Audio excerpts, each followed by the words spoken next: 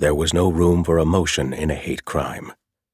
I had to be cold, heartless. This was just another victim, nothing more. No face, no name. Frosted blades of grass crunched under my feet, sounding to my ears alone like the symbolic glass that one shattered under a napkin at a Jewish wedding. The noise would have threatened to give away my stealthy advance as I stalked through the moonlit field. But I was no novice and had planned accordingly. Being a wizard, I was able to muffle all sensory evidence with a fine cloud of magic. No sounds and no smells. Nifty. But if I made the spell much stronger, the anomaly would be too obvious to my prey. I knew the consequences for my dark deed tonight. If caught, jail time or possibly even a gruesome, painful death. What if I succeeded?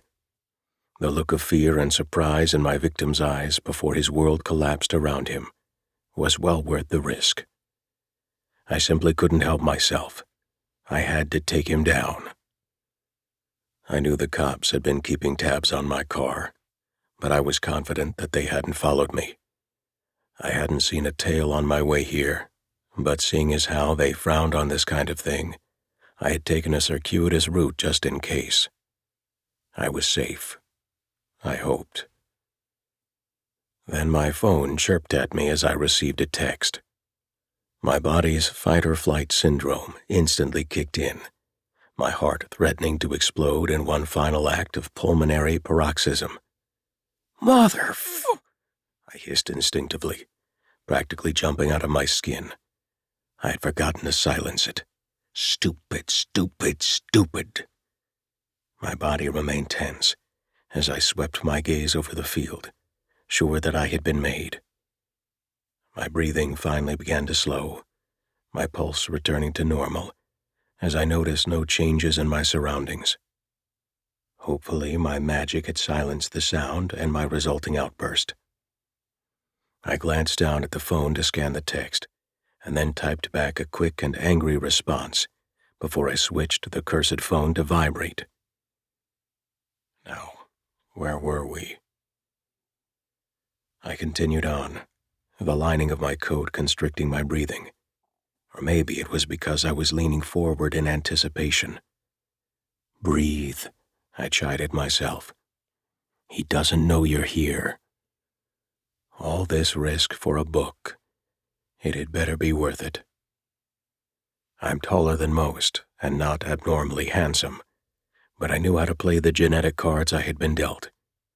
I had shaggy, dirty blonde hair, and my frame was thick with well-earned muscle, yet still lean. I'd once been told that my eyes were like twin emeralds pitted against the golden-brown tufts of my hair, a face like a jewelry box.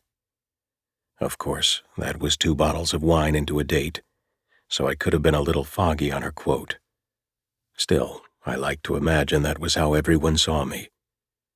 But tonight, all that was masked by magic. I grinned broadly as the outline of the hairy hulk finally came into view. He was blessedly alone, no nearby sentries to give me away. That was always a risk when performing this ancient rite of passage. I tried to keep the grin on my face from dissolving into a maniacal cackle.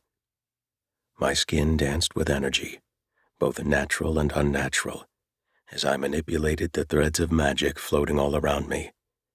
My victim stood just ahead, oblivious of the world of hurt that I was about to unleash. Even with his millennia of experience, he didn't stand a chance. I had done this so many times that the routine of it was my only enemy. I lost count of how many times I had been told not to do it again. Those who knew declared it cruel, evil, and sadistic. But what fun wasn't? Regardless, that wasn't enough to stop me from doing it again. And again. Call it an addiction if you will, but it was too much of a rush to ignore.